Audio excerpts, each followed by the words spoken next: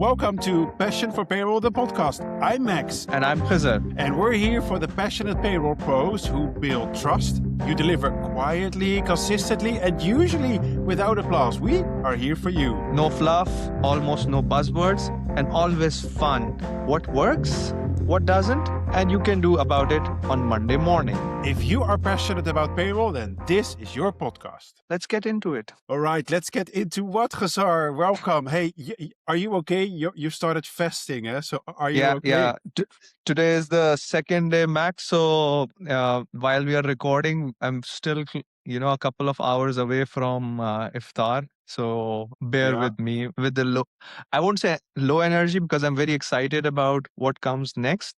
But we started fasting yesterday. But I hope everything is well with you as well. Yes, I'm not fasting, and I had a good night's sleep, and I've eaten well, and I have lots to drink, so I'll make you jealous. I'll just take a sip. No, it's great that you and the family are doing this, Khizar. Hey, we have a poll we want to start talking about. It's one that's, it's not my favorite topic, but it is a topic that I'm really passionate about, just like you, I think, and probably most of our listeners. So the question I ask to my LinkedIn followers is this one. Is the gross to net, or G2N, core to your payroll controls? Now, they had a couple of voting options, just 3. The first one is absolutely essential, which got 91% of the votes. And in total, Mine I too. had 115 people. Mine too.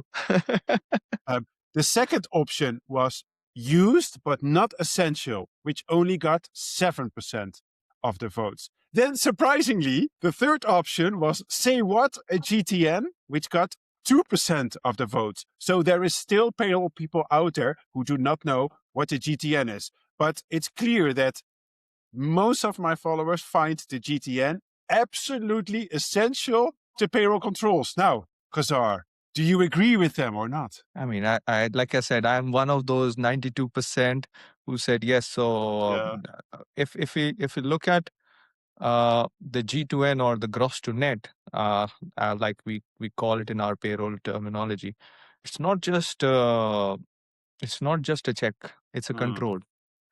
And it's one of the most essential controls that we can have in any environment, whether it's an automated system, the best of the best tech that we have right now available, that would have a gross to net, or on different levels, and we can discuss the different levels later. But even Max, when I started doing payroll, that was like 15 years ago, I think the gross to net was just a report.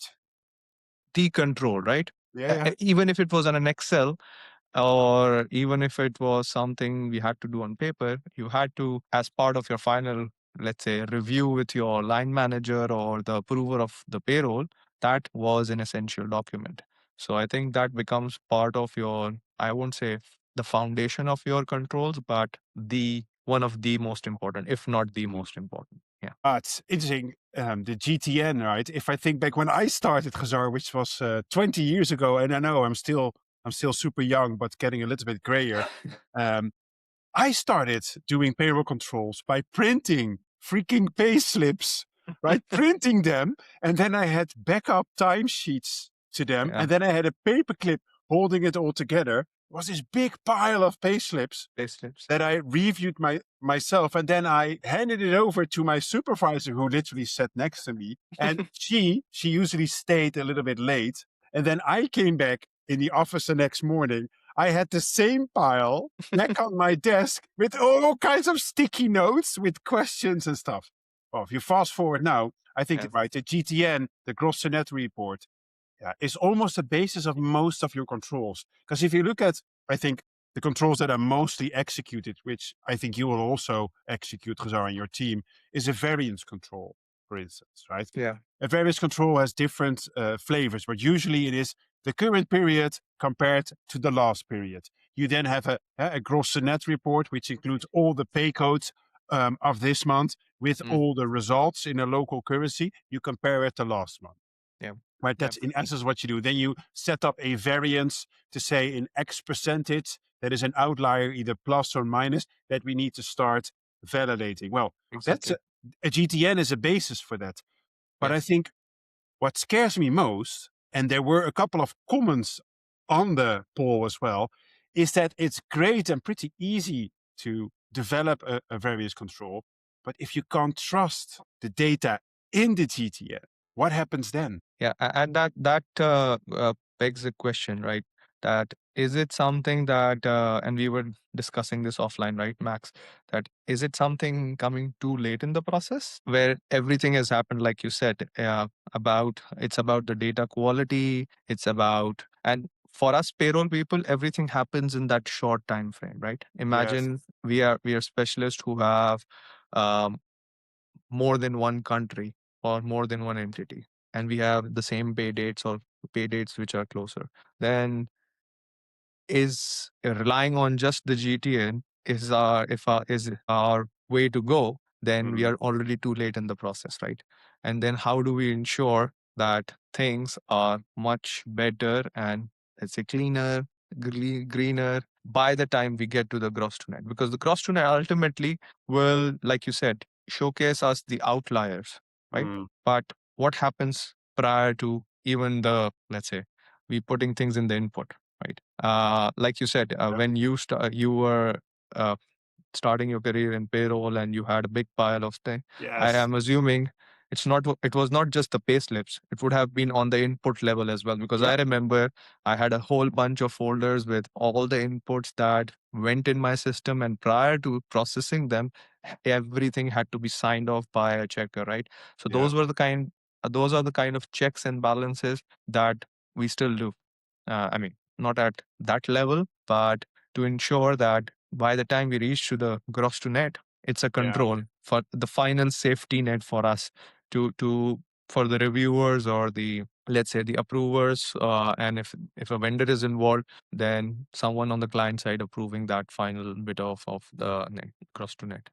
Yeah, I see what you mean. I probably should have asked a different poll question, right? Because Yeah. I said, is it absolutely crucial to your payroll controls? I think that's probably too wide of a question, because what you're describing is that the GTN is core to the payroll controls that you execute when you have trial payroll results Exactly. before you approve. For that part of the process, the GTN probably is crucial. Yeah. But what you're referring to is a more holistic, kind of almost global payroll control framework that, of course, is detailed in this specific Yep. book written by someone. Oh, I hit my screen. My screen almost fell off, but that's okay. It's still good. Because you have pre-payroll controls, everything leading up to payroll submission if you've outsourced, or payroll processing if you have it in-house. Then you have run payroll controls where you start actually calculating in the local payroll engines and you do all your checks and balances.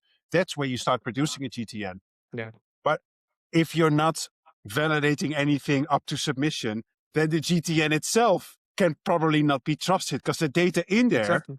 with Exactly. bonuses, hires, rehires, if the bonus amount you're comparing to the previous period is wrong in the first instance, then what are you even checking? Exactly, exactly. So everything starts. I think that's why, again, I would refer your book, because it clearly, if you want to start your career in payroll, it's a good, let's say, benchmark and a cohesive, summary to how the process starts Yeah. and where these elements like GTN comes in, and anything prior to payroll that we do, or the payroll processing like we call it. So there is a pre-payroll run, and then there is a payroll, and then there's a post-payroll, right? Yes. GTN is somewhat coming in between the payroll and the post payroll, or Yeah. while we hit that final approval in the bank or sign off the salaries, right?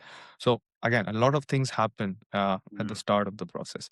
So again, for me, sometimes I ask this question, and I will ask this question to you, that with the GTN, is it a detection mechanism or a control, or is it something that Mm. we can do something differently to not term it as a detection one, but a proactive measure?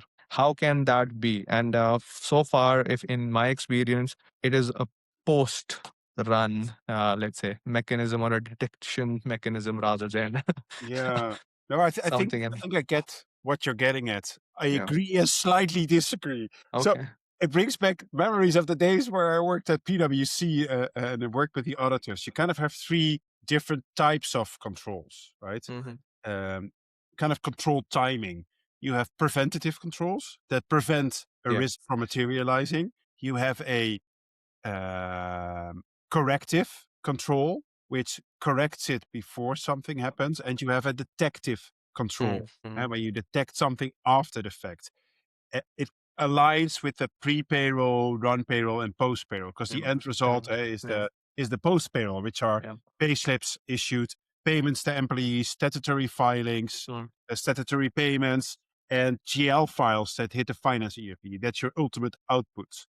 Yeah. Um, the GTN, I think, sits in the run payroll from the Mm, moment you get mm, trial results mm, mm. to the moment you approve them. Then those GTNs are basically the fundamental basis for Yeah. the controls that leading up to post payroll, like a finance reconciliation, a three-way reconciliation of you have a statutory filing, statutory payment, and a GTN, which all needs to Yeah. reconcile. So I guess it's a preventative control towards post payroll, Post payroll. Yeah. right? And it's a detective slash corrective control versus the actual payment. Exactly. But the GTN, just to focus on the GTN, we are in 2026, Khazar. It is 2026. The most commonly asked question is still, where's the export to Excel? Of course. Of course. A GTN in Excel is where we run the payrolls. Now we have AI, we have platforms, but why do we still export the GTN to Excel to manage all these controls? Exactly. And that's a good point. And I wanted to ask you this. Why do you think that's the problem? Why even for me, a guy who Yeah. has experience in payroll and like you, and we are doing work on a lot of different systems, whether it's globally recognized systems or built locally, regionalized. Why do we as payroll have that tendency? I mean, I That's can tell you my why, but first I would like to hear from you, Max, on this one. okay. Okay, then I'll be interested in your answer Yeah, as well. So what I think is there are probably two sides. One is the payroll professional who is a human, yeah. and humans understand that change is the only constant. But if the change is imposed on them, it's like, oh, why change? Because I've built my Excel templates, my macros, my formulas, right? Things I think back of the days at Zoom where we had Google Sheets. The various controls were all set up. The only thing we needed to do is load the GTN file. Everything popped up. Oh, a pay code name has changed, or it existed in the Hmm. prior period. It doesn't exist. So it all works. But so it's a fear of change for us and the effort that goes into changing the way of working, which Yeah, kind of alludes to the status quo breaking. yeah. The other side is my dear payroll provider friends. Because I've had GTNs, Khazar, that came to me via a centralized platform, right? And I shall not name the provider because I think Yeah, some of them have yeah. pros and cons. But you know the central platforms, right? The aggregation platforms. I was presented with a GTN. The local provider also uploaded their local report. So me being a payroll guy said, okay, let me try to reconcile both. Of course, it didn't reconcile. Yeah. So I get back to those guys and say, hey, it was Germany, by the way, but I could have given many other country examples. Like, why is this included in the local GTN and not in the global GTN? Because I use the global GTN to run my controls. Basically, the CFO signs off ultimately on the financial report with 60% of the cost in that report coming from me. And I base myself on the quality on that freaking GTN report that I can now not reconcile to a local GTN. So Yeah. I think a lot is focused on the front end bells and whistles of the platforms, and which all looks great and gets them sold, get long-term contracts with dashboards. But I'd argue that the provider should focus on the data quality of the data presented in the platforms. And there is a reduced focus on that type of quality. So just to summarize, Yeah. the payroll professionals daring to challenge the status quo, and the providers solving the actual data issues before creating bells and whistles. No, I think you perfectly summarize, and that's the second portion is quite linked to my why. Why I Right. think, and again, it's the first as well, that changing the ways of working. We still have a lot of let's say our workforce in payroll uh, Yes. I would say not from the current generation in our but But we it's are also changing. getting older, my friend. Yeah, exactly. So we're not getting younger, but we have the same tendency. And the other why is that we still have not established a comfort on the systems, Mm. whether it's one of the most Trust and verify. sophisticated, Yeah. like you said, that even the most sophisticated consolidation platforms or local providers, if that and for a payroll person, I've realized this, Max, that uh, once you make or you break, your trust is broken, sorry, Yeah. in with a system or a provider, it's very difficult. it's With it's only like one time you could not e- process exactly, report. exactly. So it's like a relationship that only one crack will destroy everything, and it will be very difficult. I remember when I used to run payroll a few years ago. Thank God, not anymore. Thanks to my team. Even we had the most sophisticated system in that country. I used to recalculate the calculations because Really? I didn't in my with my VLOOKUPs, with my calculations, not on only on a sample, but I used to put formulas just to make sure that, let's say, the overtime amount that is coming from the system is as close as possible. I Wow. I, I mastered it to make it in 2 minutes for the entire population of, let's say, 400-500 people. But at the same time, it's typically inefficiency, right? Because I'm not relying on the system, although the system was, but it happened only once, and that's where what we were coming back to, that the quality of data and the preventive measures have to be so much improved that Yeah. let's say that concern for the payroll person or in our minds has to be eliminated to the fullest. Yeah. So what you're saying is we just don't trust the systems that we need to work with. Therefore, we pull it to Excel or whatever, and Yeah, we yeah. validate ourselves. We think we can make it through our hands to Okay. say that 2 plus 2 will be 4 rather Yes. than seeing that 4 is there already, right? So I think that's part of our instinct as payroll people.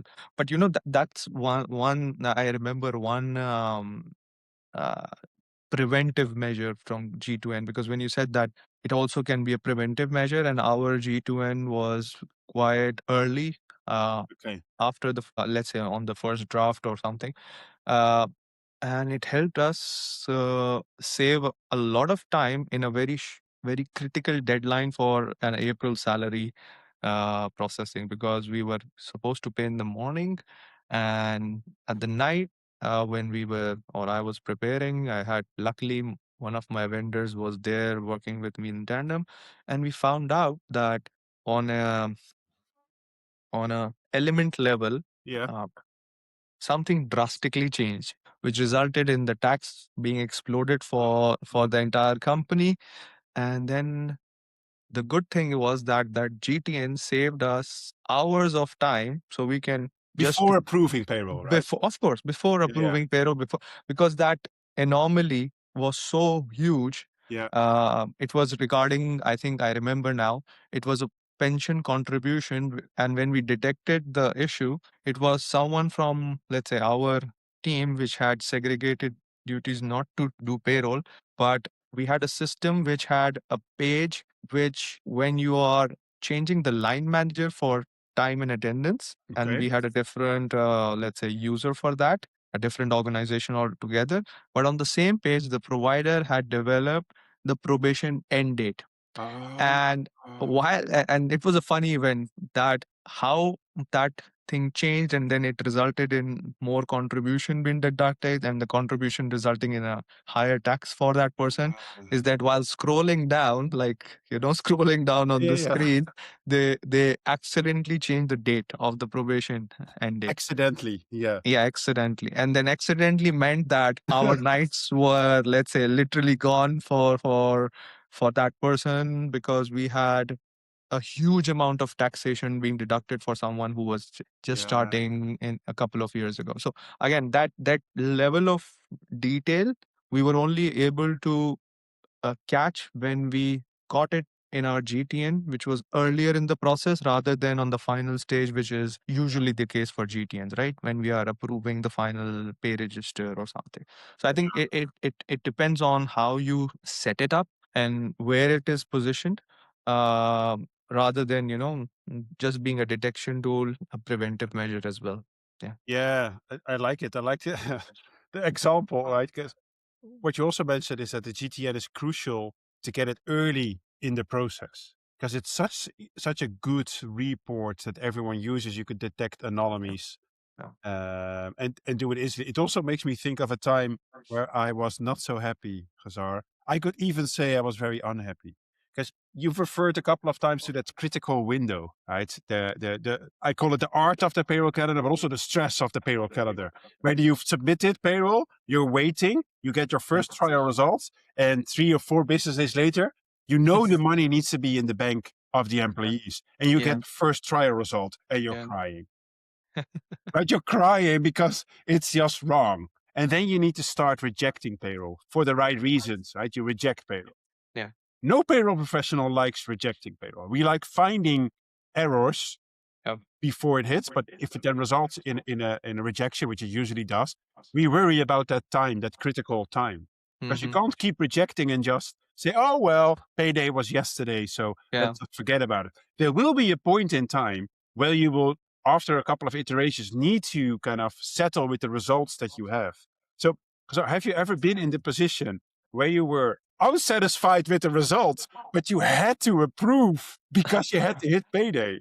I mean, Max, that's a very trick question because I can comment about this, and you might end up guessing what is happening. But yes, many times, and Mm. again, now in my position, I manage risk, and I did tell my team as well, especially Yeah. my current team, and that if we are in a tight spot and we know that things will not improve, or we have to manage the risk, then Yeah. that either we sacrifice the accuracy or we Mm. end up not paying At the whole all. bunch, at all. Yeah. For me, or for every leader, I'm sure that when you were at Zoom, you were in a senior position, you would have weighed that uh, Yes. risk, right? And the risk versus reward. Because we as payroll, the good part is that we can also do off cycles. That's our way out, Yes. right? So we off cycles or taking it to the next, but that requires a lot of effort again from our side, because it's like you said, no one wants bad results. We always want 100% Yeah. accuracy, 100% of timeliness should be there. But yeah, sometimes there will be times where we have to see the best results. I remember, uh,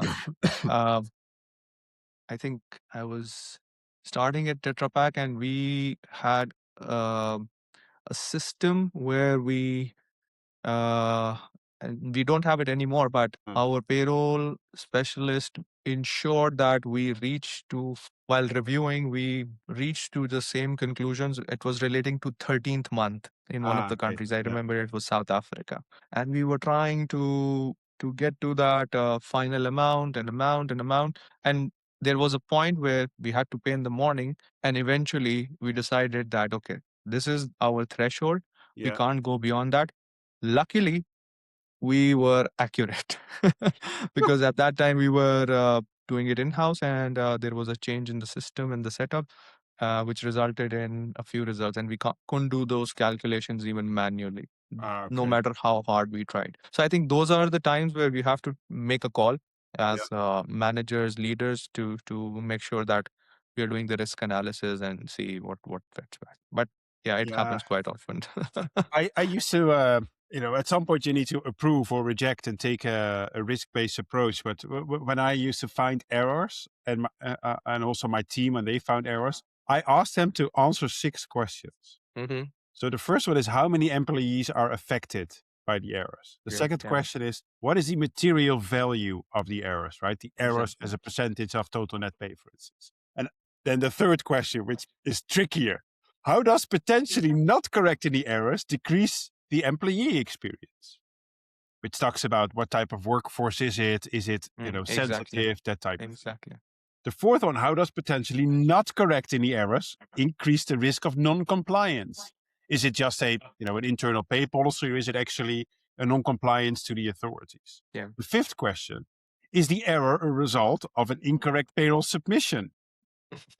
Which could be us, which could also be, upstream partners like HR and others. Yeah. And the sixth one, is there sufficient time in the payroll calendar to allow for a rerun?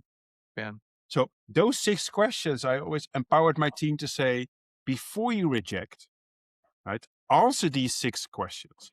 If you guys feel that by answering these questions, it justifies a rejection, then reject it. You don't need to consult me because I am the manager, right? Yeah. Yeah. You reject. However, if any of those questions or the answers to the questions results in any doubt, then consult me. Exactly. And that gave them at least some sort of structure and empowerment to say, okay, yes, we can worry about pennies, we can worry about this, but collectively by answering these questions, we know if we should reject or approve. Like, and I'm curious, Khizar, maybe one of the final questions before we wrap up is, do you always reject or approve as a manager, or do you empower your team to reject or approve? No, I think, this comes again naturally. I like to give that empowerment to, even in my current setup, to my team. That because at the end of the day, uh, they are running the show in that country or those legal entities, right? So they should be the ones, like you said, answering these 6 questions. By the way, I wanted to ask: have you put these 6 questions in your book already, or you should do it in the next one as well? I think it is in the book, actually. Perfect. Perfect. In the run payroll section as part of big building block delivery component, run payroll. That's where Awesome. it should be it. Yeah. Because this is a very important reference point for managers, leaders, and again payroll specialists who are empowered. So you're giving them a guide on Yeah. how to mitigate, or at least assess their risk, right, before doing it. So again, going back to your question, I really like doing it, but sometimes in some setups, or our controls or internal controls limit the level at which the payroll can be Okay. approved. Yeah. But luckily for us, it's not there anymore. So I can cascade it to at least one level below, which is my team leads as well in my current position. But previously, there were instances, not just in Retropack, but in my previous organizations, where there was a threshold. So Okay. there is either a financial threshold, Yeah. or there is, let's say, a restriction on the level of rejecting something as big as anything. But what we try to do now is we are empowering our team leads to ensure that they are also able to approve things on the bank. So if they are the final approvers and they're not touching the payroll by their hand, for example, if a team lead or someone who's senior, is even myself, Yeah. if I have my hand in the payroll, like a maker or a checker, but then they will not be able to do the sign off, unfortunately. But if they are not touching, they are just reviewing, they will be able to not only approve in the systems, approve the final run, but also act as a first approver at the bank site as well. So that gives them the authority, a holistic picture. And then we have different other layers of approval. So there's segregation of duty. But again, this is very important what you just said, that these 5-6 questions will help them assess the situation before coming to me or someone else to Exactly. approve. Yeah. But I like the empowerment. It gives them a framework, right, Exactly. to decide on whether or not. Hey, Khizar, as always, been wonderful chatting. So a GTN led us into overall team development discussions. The one poll questions always leads us astray. That's a wrap on Passion for Payroll, the podcast. If you're passionate about payroll, as we are, follow Max and myself on LinkedIn for our stories, our polls, and real talk. All right. Until next time, friends.